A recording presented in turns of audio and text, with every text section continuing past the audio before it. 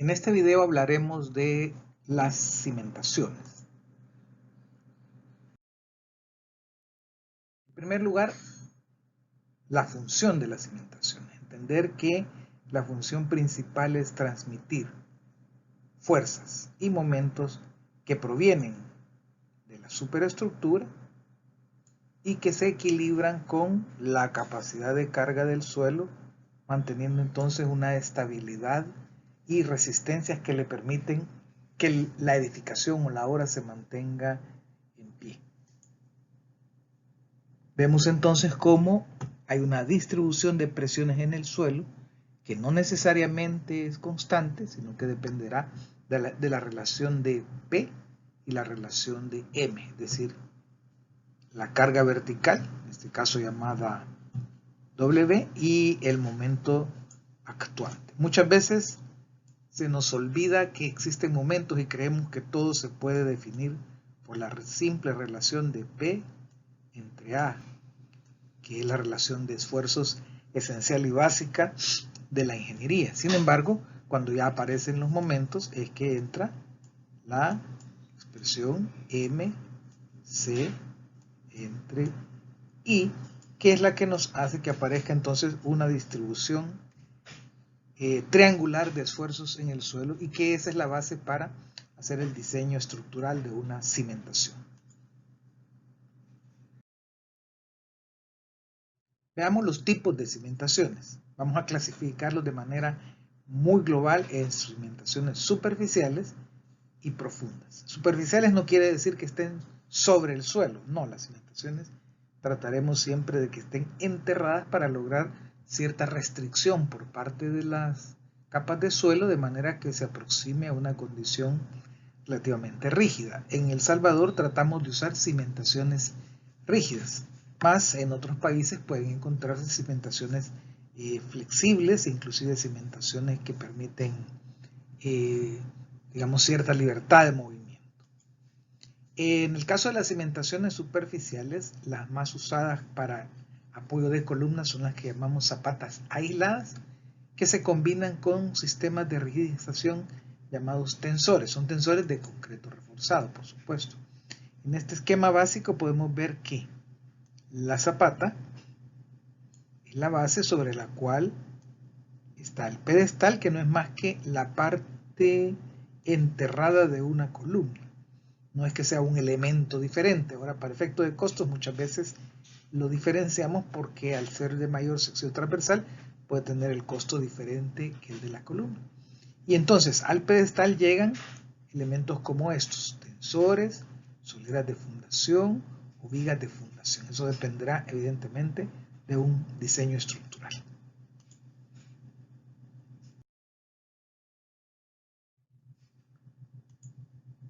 Las zapatas corridas son las que se utilizan para dar apoyo a más de dos columnas o a paredes estructurales.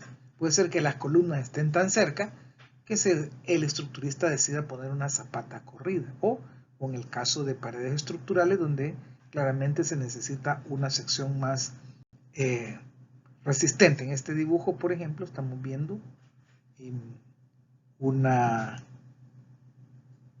cimentación en forma de T invertida, que es una decisión nuevamente del estructurista, no del constructor. Aquí tenemos algunas imágenes ilustrativas también para visualizar cómo es una zapata aislada. En la figura de la izquierda vemos la armaduría como una especie de parrilla. En este caso tiene unos ganchos a 135 grados en el final. Este gancho puede ser a 180, puede ser a 90, a 135, y incluso muchas veces no se lo ponemos. En El Salvador es poco usual colocar ese gancho final, sin embargo es aceptable y razonable y necesario ponérselo. Observen que la armaduría de la columna queda embebida en la zapata. Eso requiere entonces de un anclaje que sería básicamente, en términos de ganchos a 90 grados, que se generarían a partir del refuerzo vertical de la columna. ¿Ok? Entonces quiere decir que en nuestro proceso constructivo, antes de hacer la colocación del concreto de la zapata, tiene que estar ya incrustado el refuerzo de la columna, por lo menos hasta cierta altura. También es importante observar la necesidad o no de un encofrado. En este caso estamos viendo que se han colocado 4 piezas de madera tipo tabla o algún pedazo de plywood que pudiera utilizarse, soportado con algunas piezas de soporte lateral. Intentaremos en la medida de lo posible utilizar la tierra como encofrado de las zapatas aisladas, pero no siempre se logra. Y esto sí es importante porque todos estos encofrados van a tener un impacto bien importante en el costo. En la imagen de la derecha vemos la interrelación ya a nivel como de un isométrico entre la armaduría de las zapatas, que es nuevamente una especie de parrilla. Aquí ven ustedes ganchos a 90 grados en el final. Como les decía, muchas veces en El Salvador no los usamos y queda la parrilla lisa, pero bueno, esto es un detalle importante. También importante indicar que muchas veces los planos nos van a indicar que bajo esa armaduría de la zapata aislada haya una base. Puede ser de suelo cemento, puede ser un concreto pobre, puede ser un suelo compactado, o si el suelo natural es suficientemente bueno, pues a lo mejor no se necesite más que una nivelación. Entonces, la armaduría del pedestal, que no es más que la misma armaduría de columna, por ejemplo, en este ejemplo, no se ve una diferencia en la armaduría. A lo mejor lo que se va a ver es una diferencia en el ancho del concreto, porque el recubrimiento en estructuras enterradas es mayor que el recubrimiento en estructuras al aire. Entonces se le da un extra recubrimiento a lo que es el pedestal. También se ilustra en esta figura que la solera de fundación va a quedar amarrada al acero de refuerzo de la columna o del pedestal, según el nivel en que esté. Y sobre esta solera de fundación va entonces la construcción de la pared que tengamos diseñada. Un detalle importante es que si pensáramos en hacer el colado monolítico de todos estos elementos, se nos volvería muy complicado. Entonces vamos a ver más adelante que nos conviene hacer algunas juntas de colado. Por ejemplo, colar hasta aquí, sobre la zapata, después hacer otro colado a nivel de la base de la solera de fundación, después hacer el colado de la solera de fundación, y así ya nos vamos a la parte de la superestructura. Sin embargo, si usted pudiera hacer un moldeado que le incluyera la zapata, el pedestal e inclusive la solera de fundación, es perfectamente válido.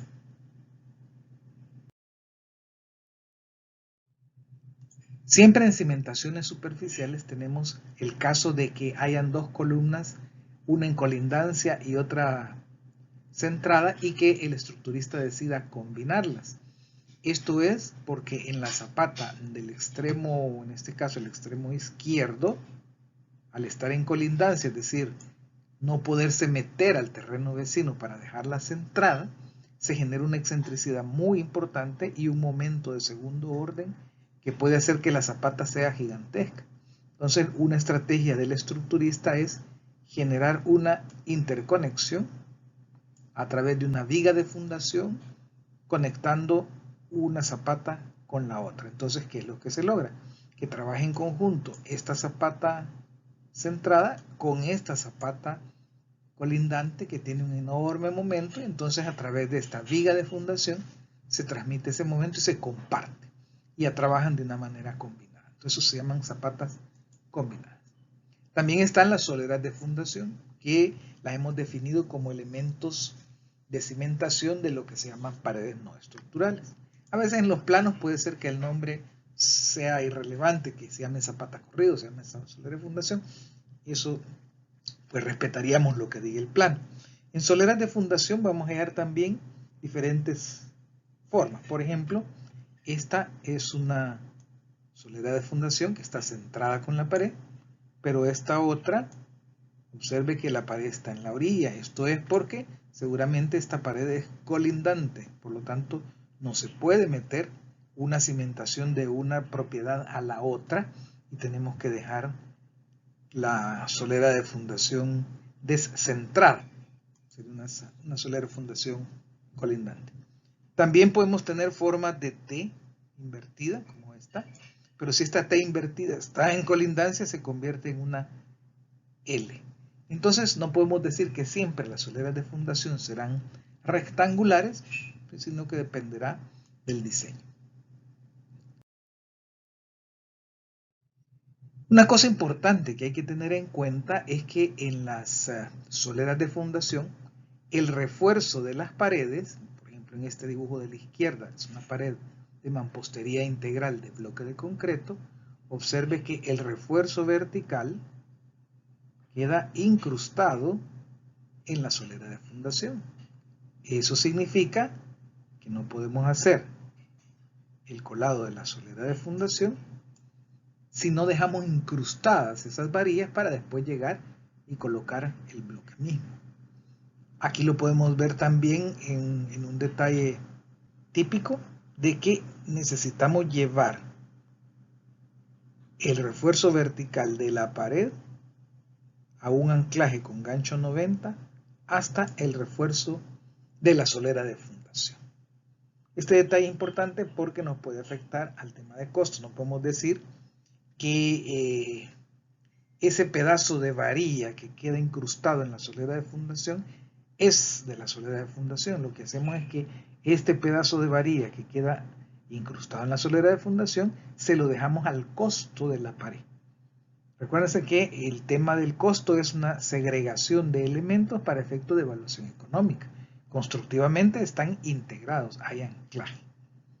¿Okay? Entonces son detalles a tomar en cuenta cuando evaluamos. Las losas de cimentación son también otro tipo de cimentación superficial, que es una placa de concreto apoyada sobre el terreno, donde en realidad trabajaría como una losa invertida. Es decir, las cargas realmente estarían viniendo del suelo hacia arriba como una reacción a la superposición de las cargas y momentos que vengan a través de paredes o columnas. Entonces acá tenemos un detalle típico de lo que puede ser una losa de cimentación, incluyendo estas que serían vigas de fundación. Los mexicanos le llaman, a las vigas le llaman traves, entonces cuando son de fundación le llaman contratraves, pero es un tema de terminología. Luego están las cimentaciones profundas. La decisión de cuándo una cimentación es superficial, cuándo es profunda, es un tema de discusión de la ingeniería geotécnica. Para nosotros, en efecto de este curso, vamos a entender por cimentaciones profundas los pilotes y las pilas. Los pilotes son una especie de columna que se introduce en la tierra y esto hace que transmita las cargas en su base, por el apoyo de punta, y a través de sus paredes, lo que se llama el fuste. Si el terreno es rígido, evita que se pandee y se considera como columna corta. Y si el terreno es flexible, trabaja en flexocompresión como una columna. En el caso de las pilas, son elementos con secciones transversales más anchas o más amplias que el de los pilotes. Tienen la misma función, transmitir cargas al subsuelo hacia estratos de mayor resistencia. Es decir, estamos usando cimentaciones profundas, es que por alguna razón las capas superficiales no tienen la capacidad de sustento suficiente. Entonces la estrategia es llevar las cargas más al fondo, más en la profundidad. Entonces la diferencia entre pila y pilote tampoco está como muy claramente definida. Hay algunos parámetros geotécnicos, pero para efecto de este curso vamos a entender que los pilotes son esbeltos y las pilas son más como una especie de columna corta. Es decir, la relación de ancho a alto va a ser diferente en unas y en otras. Pero veamos lo que nos interesa de las cimentaciones profundas. Los pilotes pueden ser pilotes colados. ¿En qué consisten? Una perforación en el suelo que luego se rellena ya sea con concreto simple, concreto reforzado, incluso con suelo cemento fluido, lo que llamamos un material de baja resistencia controlada. El proceso sería como se muestra acá. Primero un proceso de perforación, ¿verdad? Le estamos llamando aquí excavación, pero en realidad es un barreno helicoidal o una cuchara tipo posteadora que va sacando la tierra. Una vez que se ha hecho esa perforación, entonces se coloca la armadurilla, que ya está previamente preparada, se le colocan separadores, que pueden ser plásticos o helados de mortero, y luego se hace ya el colado o colocación del concreto. ¿Okay? Concreto u hormigón es sinónimo. También tenemos la versión de pilotes hincados. En este caso es un prefabricado de concreto reforzado, a veces incluso presforzado, que se introduce mecánicamente en el suelo. Entonces es una máquina piloteadora importante, no una máquina barata, que trae ya prefabricado el pilote. Este sería el pilote que ya está preparado desde fábrica, y entonces comienza a clavarlo, a dejarle caer golpes con este martillo que trae aquí como parte de sus aditamentos, hasta que lo va hundiendo. Entonces, claro, al generar esta fuerza que se introduce en la tierra hace una fuerza igual y contraria, con la cual se logra el equilibrio.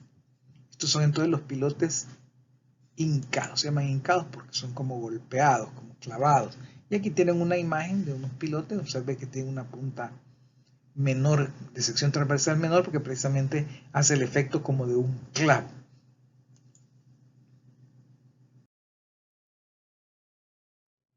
También en las cimentaciones profundas hay una variante de pilotes que se llaman micropilotes. Son de sección circular de pequeño diámetro, estamos hablando del orden de unas 2 pulgadas, que están formados por una tubería de acero de alta resistencia y que tiene perfiles o barras que son inyectados con lechada o mortero de cemento que recubre la armadurilla para protegerla evidentemente de la corrosión, y además permite hacer cierta infiltración. Es decir, ese tubo circular tiene agujeros en la punta que permite que se produzca una infiltración del mortero, que es un mortero especial, por supuesto, con aditivos químicos, y que expande y forma un bulbo de presiones. Hay un bulbo de resistencia que hace que el micropilote funcione bastante bien. En la UCA, por ejemplo, en el tema de pilotes, el edificio Martín Baró tiene como cimentación precisamente estos micropilotes. La solución de cimentación es muy variada, depende del estudio de suelos, depende del estructurista. Hay quienes prefieren una sobreexcavación enorme, como se hizo en el edificio Ion de Cortina o edificio D, o micropilotes como en este caso, o pilotes colados como se hizo en el edificio de Comunicaciones y Periodismo, el que ahora se llama Pablo Andrés Escobar. Y así, no hay una solución única. A veces nuestros clientes creen que la solución siempre es única y siempre es la misma. Los análisis económicos son los que determinan la mejor opción. Y aquí tienen entonces una visualización de cómo sobre una zapata, que esto es importante decirlo, la cimentación profunda no elimina la zapata, lo que pasa es que le convierte en una función distinta, se convierte como en un cabezal, que lo que hace es sostener este juego de, en este caso, micropilotes que están anclados en la tierra.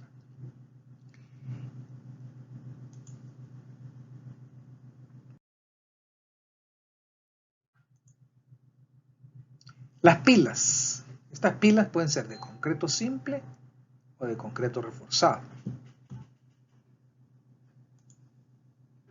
Incluso pueden ser pilas de suelo cemento o pilas de grava, conocidas como geopiers. El proceso constructivo es hacer una perforación, como les decía antes, con una sección bastante amplia, y luego se rellena, ya sea de concreto simple, de concreto reforzado, de suelo cemento, o como se ve en esta imagen, con grava. Si es con grava, luego tiene que procederse a un proceso de compactación para lograr la máxima compacidad de ese material granular que es la grava, para que tenga su capacidad adecuada de resistencia.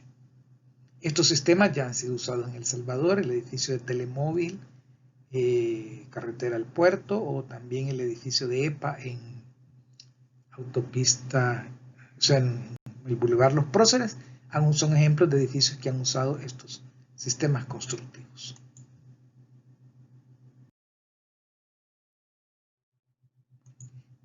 Luego hay otras cimentaciones, por ejemplo, el uso de concreto ciclópeo puede ser perfectamente válido.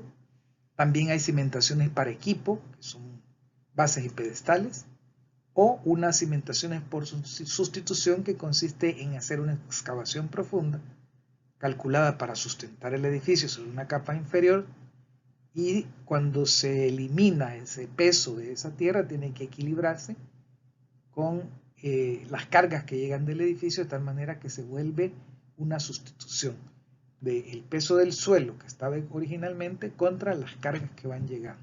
Generalmente lo que se hace ahí en esa sustitución, en esta eliminación de tierra, es construir muros de sótano y hacer un estacionamiento, por ejemplo.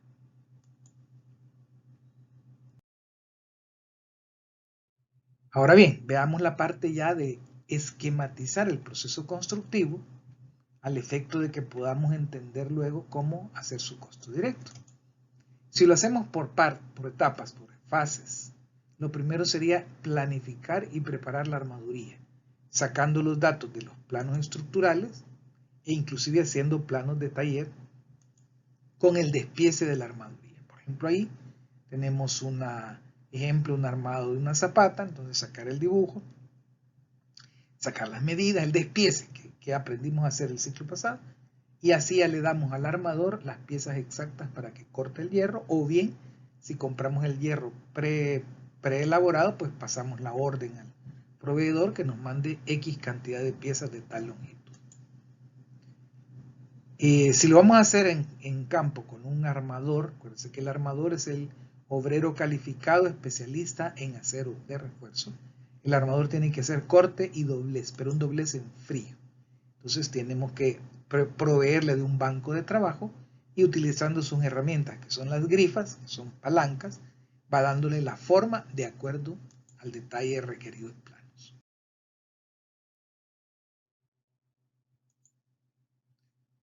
Debemos preparar lo que vamos a llamar helados o separadores para generar el recubrimiento, que pueden ser cubos de mortero, por eso se le llaman helados, pero también pueden ser pequeños cilindros hechos de tubería PVC, es decir, como molde de la tubería PVC, e inclusive hay separadores plásticos que ya le venden para diferentes tamaños de recubrimiento. En el caso de una zapata aislada, el ACI 318 nos pide un recubrimiento de 7.5 centímetros, por lo tanto haríamos una cierta cantidad de helados o compraríamos una cierta cantidad de separadores de 7.5 centímetros. Luego, si va a ser utilizado un encofrado, habrá que prepararlo y pensar qué se va a usar: madera de pino, tabla, plywood, de cuáles van a ser los soportes. Aquí en este ejemplo pueden ver ustedes una especie de cajón con unas escuadras para soportar la presión lateral del concreto.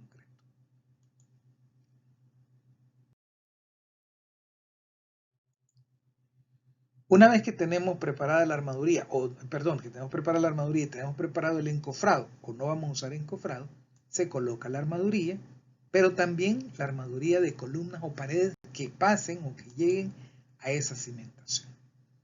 Por ejemplo, en este caso es una zapata aislada, de la cual sale un pedestal y una columna.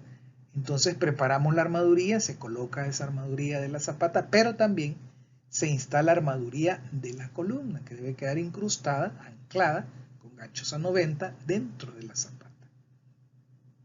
¿Okay? Entonces, eso sería todo lo que tendríamos que pensar o tener colocado antes de hacer ya el colado de fundaciones. El colado de fundaciones necesita también planificar dónde irán las juntas de colado, algo que mencionaba yo anteriormente. Vamos a hacer la junta después de la zapata, vamos a colar la zapata y el pedestal en un solo proceso, ¿o qué? Eso dependerá de las decisiones del constructor. Observe, por ejemplo, es una foto del edificio John de Cortina, donde el constructor decidió hacer el colado monolítico de la zapata, que es este concreto que estamos viendo acá, pero hacerlo monolíticamente con el pedestal. Entonces tuvo que preparar molde de zapata, molde de pedestal y después hacer el vaciado. Por ahí habían unos tensores que tuvieron que dejar varillas incrustadas para luego hacer la continuación del proceso.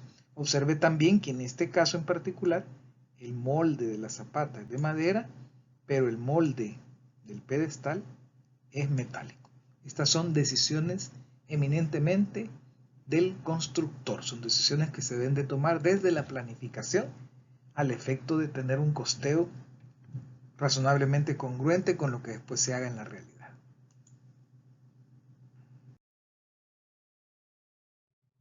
Para las cimentaciones profundas, los invito a que vean los videos que están en el aula virtual, que permiten tener una idea más clara de ese proceso de perforación y luego el proceso de hincado de los pilotes, y cualquier duda la tratamos en las sesiones sincrónicas.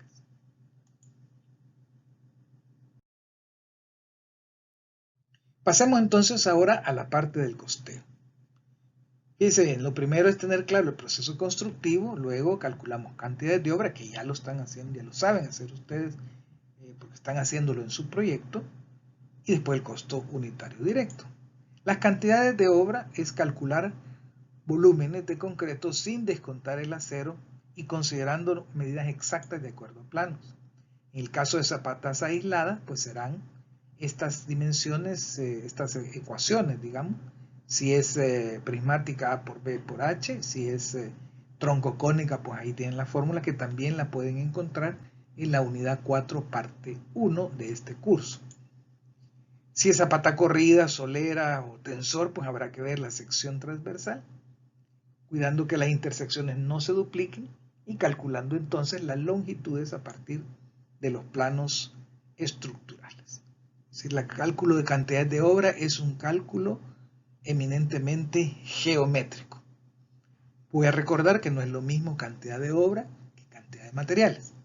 Supongamos que nos interesan las zapatas, el volumen de zapatas va a ser A por B por H, sin descontar el acero, sin descontar volúmenes de helados, por ejemplo. Y en el costo directo, en el costo unitario, ya le consideraremos cuánto cemento, arena, grava, hierro, alambre, madera o lo que sea. Pero en la cantidad de obra solo es el volumen. ¿Ok? Cantidad de obra es una cosa, cantidad de materiales es otra. Si fueran pilotes, pues sería la sección transversal y generalmente el problema va a ser que nos falte la profundidad, la cual habrá que consultar al estudio geotécnico o tomar una suposición, o a lo mejor el cliente nos pague por precio unitario. Eso dependerá de cada caso. Ahora entremos a lo que aún no hemos estudiado, los costos unitarios directos, en este caso de cimentaciones. ¿Qué implica calcular un costo unitario directo de una cimentación? Primero, definir su proceso constructivo. Si no tengo claro el proceso, no tengo claras las actividades y no tengo claros los recursos. También hay que definir consideraciones de cálculo. Vamos a ser exhaustivos, vamos a ser aproximados, vamos a tomar desperdicios, ¿de dónde los vamos a tomar? Tenemos datos de la empresa de esos desperdicios, vamos a hacer una suposición basada en experiencia. Alguien tiene que definir esto. Luego evaluamos los recursos físicos y humanos a partir de las actividades definidas en el proceso constructivo. Y entonces sabemos que hay que calcular materiales primarios con sus desperdicios, materiales secundarios como el alambre de amarre con base a datos empíricos, mano de obra, que tenemos que pensar si hay mano de obra calificada, mano de obra no calificada, sus prestaciones sociales, aquí echaríamos mano del factor de prestaciones. ¿Por qué? Porque usted no sabe exactamente cuándo va a empezar ni cuándo va a terminar los procesos de cimentaciones de un proyecto en particular. Luego estaría el equipo, que serían las maquinarias, las herramientas y equipo de protección personal, que dependiendo del caso pueden hacerse algunas simplificaciones para poder tener un dato aproximado. Los fletes hay que tratar que vayan en los precios de los materiales y subcontratos habrá que ver cuáles se harán o no se harán. Generalmente en los elementos de concreto hay muy poco que subcontratar. Realmente el negocio del constructor está en el concreto, en la mampostería y en los movimientos de tierra. Un poco más también en estructuras metálicas, por supuesto. Los subcontratos suelen aparecer en la parte de instalaciones eléctricas, algunos acabados como ventanas, etc. Pero bien, lo dejamos siempre como un marco de referencia general. Es decir, materiales, mano de obra, equipo, flete y subcontratos será siempre nuestra base de cálculo de costos directos. La unidad de medida dependerá del elemento. Cuando son cimentaciones preferimos que sea dólares por metro cúbico, aunque no es excluyente que lo hagamos por dólares por metro cuando son secciones constantes. Incluso las zapatas podrían ser también por unidad, pero mi recomendación es que todo lo que sea cimentación lo trabajemos con costos por metro cúbico. Entonces, la definición del proceso nos puede, para hacer la definición del proceso nos puede servir una técnica de la ingeniería industrial que se llama diagrama de procesos. ¿En qué consiste un diagrama de procesos? Es una serie de símbolos que se interrelacionan y que nos permite tener ordenadas las ideas para que no se nos queden detalles o actividades. Por ejemplo, en esta simbología, que en este caso está tomada de esta simbología, creo que de los ingenieros mecánicos, hay otra simbología para la técnica de la ISO, hay diferentes metodologías. Tenemos estos símbolos. Tenemos un símbolo como una especie de letra D, ¿verdad? En realidad es un símbolo que va a significar espera. Indica que hay un elemento detenido esperando a que se produzca un acontecimiento previo. El periodo de espera pues, va a variar. Puede ser por los materiales, por los trabajadores. En el caso de la construcción, piense que un tiempo de espera inevitable es el proceso de fraguado del concreto. Entonces ahí nos quedará un tiempo muerto que nos permitirá incluso esta técnica luego aplicarla para hacer programación de obra. Por ahora la vamos a aplicar en el costeo directo. Luego está este símbolo de un triángulo invertido, significa almacenamiento. Indica depósito de un objeto bajo vigilancia en un almacén, según un criterio especificado de clasificación. Muchos de nuestros materiales tenemos que tenerlos controlados en bodega. Luego tenemos círculo, que va a ser el clásico de operación. Indica que se altera el estado de un elemento con el que se está trabajando. En procedimientos administrativos debe haber información, emitir formularios, etc. En nuestro caso van a ser procesos constructivos. Esa operación de mover, colocar, instalar, colar, etc. Luego está el símbolo de un cuadrado que significa inspección. Indica que se verifica la calidad, la cantidad o ambas conforme a un procedimiento preestablecido. Y la flecha, que significa transporte. ¿Okay? Entonces apliquemos esta técnica del diagrama de procesos. Como les digo, se trata de simbología que representa diferentes como actividades de un proceso, que son estas que hemos indicado, lo que sería espera, almacenamiento, operación, inspección y transporte. Apliquémoslo ahora a nuestro caso de cimentación. Por ejemplo, tenemos una operación que se llama preparación de armaduría. Ahí donde el armador corta y dobla o que lo mandemos al proveedor para que nos mande las piezas ya cortadas y dobladas. Luego tenemos otra operación que es preparación de moldes, si fuese requerido, evidentemente. Vamos a intentar desde el punto de vista del costo que el molde sea la misma tierra y nos ahorramos ahí madera y clavos y ese tipo de cosas. Luego de la preparación, tanto de armaduría como de moldes, tendríamos una inspección de calidad. Vean que estoy usando un rectángulo, donde alguien tiene que revisar que la armaduría esté bien y alguien tiene que revisar que los moldes estén bien. Generalmente las empresas constructoras tienen sus ingenieros, en este caso puede ser o el ingeniero residente o un ingeniero de control de calidad, quien haga esto.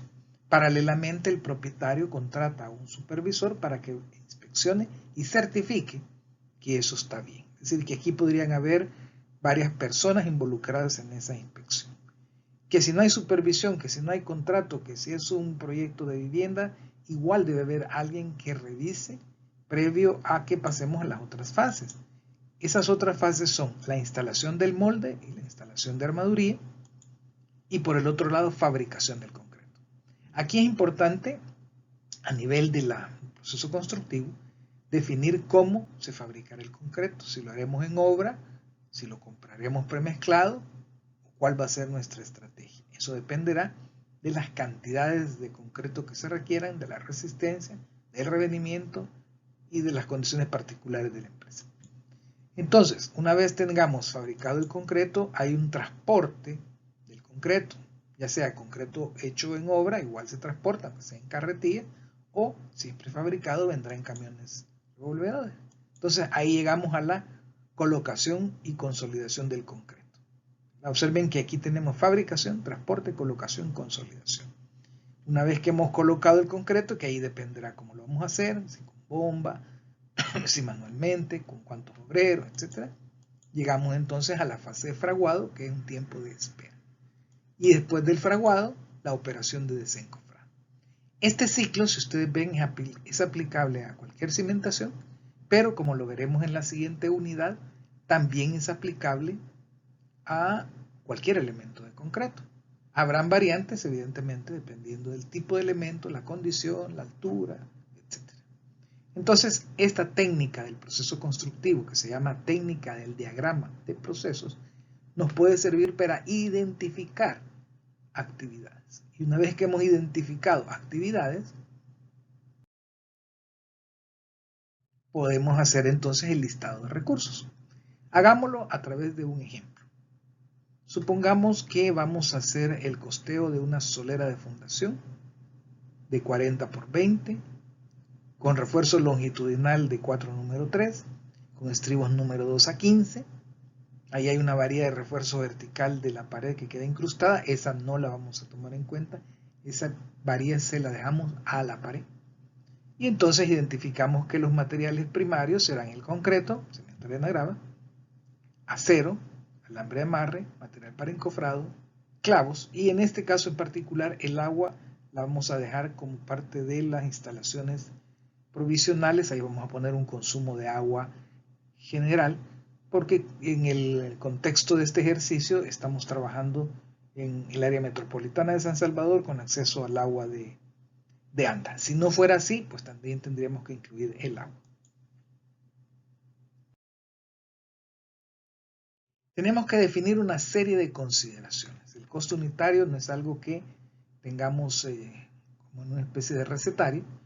Estas consideraciones pueden variar. Usted puede tener un software de presupuestos e introducirle estas consideraciones, pero eventualmente entre un proyecto y otro puede hacer modificaciones a las consideraciones. Por ejemplo, para este ejercicio vamos a decir que trabajaremos con un concreto 1, 2, 3, que ya lo tenemos calculado desde hace ratitos, que ya sabemos cuántas bolsas de cemento se van, cuánta arena en bruto y cuánta grava número 1 por metro cúbico de concreto. También se está considerando un desperdicio del 10% en el concreto.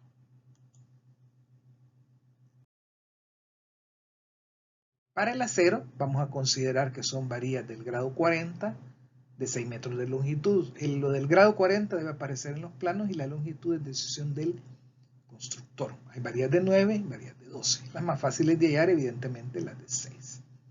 Vamos a realizar un despiece tomando en cuenta anclajes, traslapes, ganchos y recubrimientos según el reglamento ACI vigente. Ahorita está vigente el ACI 318-19 a esta fecha, que es el año 2020. Vamos a considerar que el acero tendrá un desperdicio de operación del 10%. Esto lo podemos tomar de algún dato de referencia. En la unidad 4 parte 2 hay algunos datos de referencia que ustedes pueden usar. En este caso, la consideración del acero, pues la tomamos con un valor del 10%, tomando en cuenta que le vamos a calcular anclajes, traslape, ganchos y recubrimientos. Ojo, que si usted quiere considerar todo eso dentro de un porcentaje, puede ser que 10% se le quede corto y tenga que subirlo a un 15% o a lo mejor más, dependiendo del diámetro. Para el molde también tendremos que tomar ciertas consideraciones. Por ejemplo, vamos a suponer que vamos a usar un molde de tabloncillo de pino, unas escuadras de costanera de pino, que esas escuadras van a estar acá a 25 centímetros, que se van a considerar 2 usos en la madera. Esto es bien importante porque el encofrado se vuelve caro en tanto y en cuanto se use menos. Es decir, si yo hago este molde solo para usarlo una vez, me sale más caro si considero usarlo 2 veces. ¿De qué dependerán los usos? Puede depender de la estrategia constructiva. En este caso yo no he dicho cuántos metros de solera de fundación hay en el proyecto. Podría analizar la planta de fundaciones y decir voy a hacerlo en 2 etapas, o puedo decir lo voy a hacer en 3 etapas, o simplemente decir le voy a poner 3 usos porque esta madera la puedo usar en cualquier otro elemento, en cualquier otra parte. Como ven, son consideraciones, suposiciones. Luego los clavos, vamos a considerar clavo de 4 pulgadas corriente con cabeza, considerando un valor que no puede ser un valor empírico evidentemente, de 2 libras por metro cuadrado. Superficie de molde, por supuesto. Luego, la mano de obra. Ya vimos en unidades anteriores el lío que es la mano de obra. Entonces, algo hay que considerar acá antes de ponernos a calcular. En este caso, hay consideraciones, por ejemplo, para el curado. En este caso, el curado, y vamos a poner mediodía hombre auxiliar, y al desencofrado le vamos a poner 1 hora hombre auxiliar. Las prestaciones, digamos que aquí ya el analista hizo sus análisis y decidió poner un 80% de prestaciones. Ya dijimos que puede ser hasta el 90 y tantos. El pago de cuadrilla para fabricación de concreto se estima, esto es importante, esta es una estimación propia de la empresa. Ya tienen calculado que cuesta $15 el metro cúbico, sin prestaciones, y la colocación $12 el metro cúbico. Esto no es que salga del laudo, esto no es que salga de un análisis donde les he dado los rendimientos, sino que es un parámetro que ya la empresa tiene y dice, por tantos proyectos que hemos hecho, ya sabemos que gastamos $15 por metro cúbico en mano de obra sin prestación. En este caso, otra consideración es que la armaduría se va a pagar conforme el laudo vigente y la carpintería, si la hubiere, se pagará a razón de $5 por metro cuadrado sin prestaciones. Este $5 es un precio convencional. O sea que en este ejercicio el único dato que buscaremos en el laudo será la armaduría y lo vamos a sacar de la tabla general de armaduría. Okay. Faltan consideraciones de maquinaria. Por ejemplo, aquí el analista dice, vamos a considerar una concretera con un valor de adquisición de $3,000, vida útil de 5 años, valor de rescate de $500, el mantenimiento igual al 80% de la depreciación, un parámetro de referencia del valor del dinero de 5%, unas horas máximas de 1950 horas, el uso 4 meses al año que daría un factor de uso de 3, la capacidad máxima 9.33 metros cúbicos por día.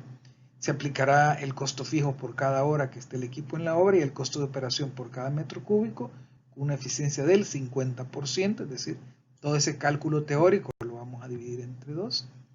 El IVA no se considera parte del costo por ser un contrato de construcción. El vibrador se va a considerar un costo estimado de $2 por hora y que se estima que el colado va a durar aproximadamente media hora. Mire toda la cantidad de cosas que hay que suponer. Claro, usted puede decir, mire, yo todo esto me parece que es impráctico. Yo lo que voy a hacer es buscar un alquiler. ¿Cuántos dólares por día me cobran de la concretera? Y bueno, el vibrador ya lo tengo y entonces sale más práctico. Pues sí, puede hacerlo perfectamente. Para las herramientas, otro lío. Palas, baldes, carretillas, cucharas, mangueras, parihuelas y a saber qué más cosas, pues puedo hacer un análisis de ingeniería económica para cada una de ellas, claro que sí, pero no vale la pena por la incidencia relativamente baja y entonces el analista decide poner un 2% del costo de materiales para absorber las herramientas y en el caso del EPP, el equipo de protección personal, le va a poner un 1% del costo de materiales. ¿Será verdad que eso va a ser así? A saber. ¿Cuándo lo vamos a saber? Cuando construye. Entonces, si no tiene control de costos, a lo mejor nunca sepa si ese 2 y ese 1% fue adecuado o inadecuado. Observe que aquí no estamos hablando de cálculos exactos. Aquí no podemos decir es correcto o incorrecto. Si usted me dice yo no le pongo el 2, sino que el 5, bueno, ese es su costo. Que el equipo de protección personal no lo va a poner porque usted tiene un montón de cascos, guantes, etcétera en su bodega, pues también es su decisión, porque este es un tema muy, muy relativo. ¿De acuerdo? Claro, estará pensando, ¿y en el examen cómo hago? Yo le daré esos datos. Listo. Una vez que hemos visualizado el proceso, una vez que hemos identificado y definido las consideraciones que me convienen para poder salir del costeo, hago un listado de actividades y recursos. Yo ya tengo las actividades predefinidas desde el diagrama de procesos. Ya sé que voy a preparar armaduría, preparar moldes, instalar armaduría, fabricar el concreto, trasladarlo, curarlo y desencofrarlo. Eso ya lo tenemos del diagrama de procesos. Esto es nuestra, digamos, secuencia de actividades. Ahora lo que vamos a identificar son qué materiales necesitamos, qué mano de obra necesitamos y qué equipo necesitamos para construir esa solera de fundación. Entonces, ahorita no estoy calculando, solo identificando. Por ejemplo, materiales. Vemos la secuencia de los materiales. Tendríamos en preparación de armaduría el acero. Hay acero número 3, hay acero número 2 y hay alambre de amarre. En preparación de los moldes, tabla, cuartón o costanera, según se haya decidido, y clavos. Para la instalación del molde necesito más clavos, necesito estacas. Para instalar la armaduría necesito alambre de amarre. Para el concreto necesito cemento, arena, grava, agua. No lleva aditivos, por cierto. Para trasladar, colocar y consolidar el concreto no necesito materiales. Para el curado solo necesito agua. Ahora vámonos a la mano de obra. Para preparar armaduría necesito una cuadrilla de armadores que les voy a pagar por obra. Para preparar los moldes, una cuadrilla de carpinteros con un precio convencional que ya definí. Para instalar la armaduría, los armadores por obra, el precio del laudo incluye fabricación e instalación. Para fabricar el concreto, pues necesitaría auxiliares, unos 4 auxiliares y un operario, 2 en cada parihuela y 1 en el operario, y 1 en la máquina. Para colocarlo, pues voy a considerar 4 auxiliares. Aquí tenemos la ventaja que ya definimos un costo por metro cúbico. Si no, tendríamos que ir a ver rendimiento, consumo de mano de obra, etc. Para el curado voy a considerar un auxiliar. No he dicho cuánto tiempo, ahí tengo el parámetro antes predefinido. Y para el desencofrado, un carpintero, el cual ya se incluye en el costo del encofrado. En equipo, pues los armadores necesitan grifas, tenazas, que son en propiedad de ellos, no tengo que proporcionárselas yo. Lo mismo pasa con los moldes, son herramientas propiedad de los carpinteros, por eso les pagamos por obra. Igual acá, para la instalación, esa es herramienta de los armadores. Aquí sí, para fabricar el concreto, debo disponer de una concretera, más la parihuela, más otras cositas menores como estas que están acá, carretillas, palas, baldes, vibrador, equipo de protección personal. Para el curado necesito baldes, manguera, evidentemente porque voy a hacer el curado con manguera y tal vez un balde para distribuir mejor el agua. Y para el desencofrado una barra de uña y un martillo. Observe que este cuadro le da una idea bastante clara de todo lo que tiene que costear. Lo puede ver en columnas como lo acabo de hacer yo, o lo puede ver en filas, por ejemplo.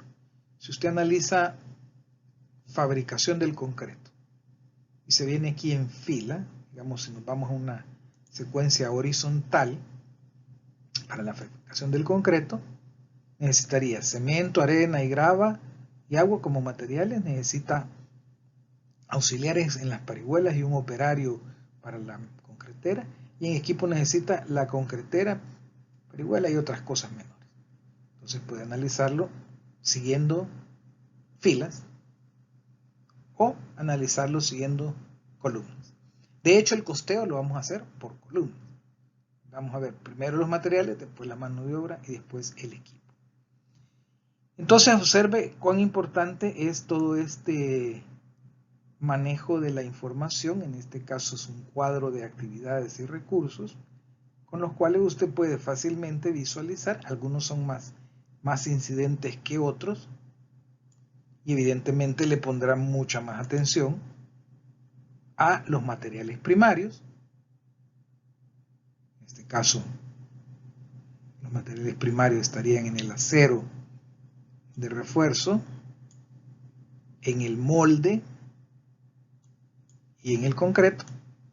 Para los materiales secundarios como clavos, pitas, estacas, alambre de amarre, vamos a usar valores empíricos, pero ya con eso usted tiene bastante. Si calcula razonablemente bien los materiales primarios y le pone su desperdicio, pues ya va cubriendo bastante del costo. Igual en la mano de obra puede visualizar cuál tiene más incidencia y cuál no.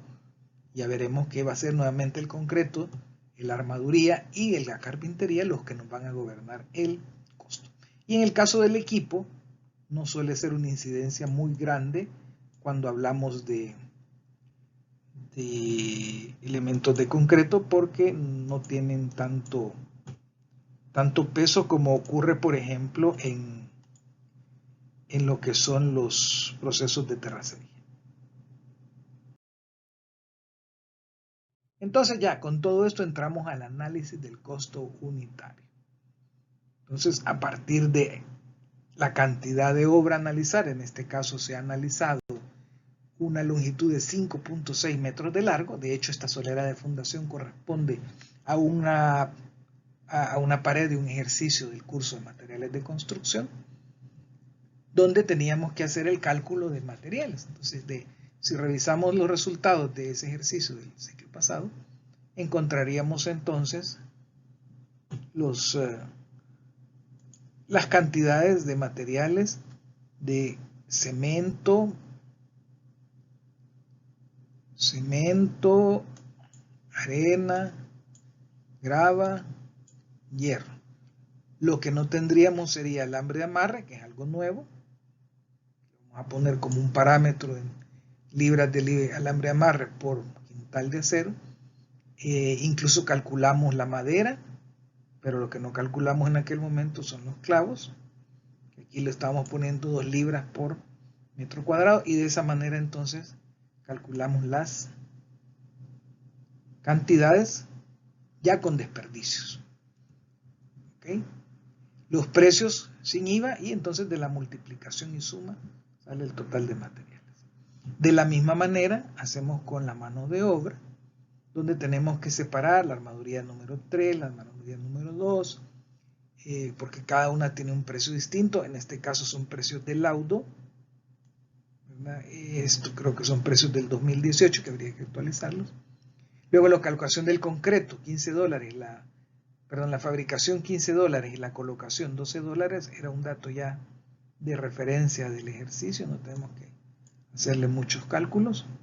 Luego el curado, hablamos de mediodía hombre, el desencofrado 1 hora hombre, el encofrado también tenía un precio convencional de $5 y se puso acá un acarreo de materiales de 0.5 días hombre. Eso da entonces un total de mano de obra de 68.46.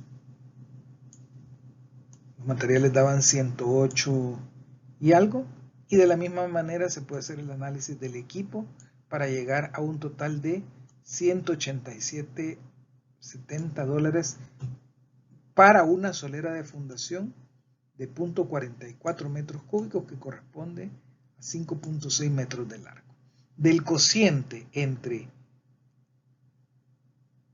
este valor de costo dividido entre este volumen, se obtiene entonces el costo unitario de 426.59 dólares por metro.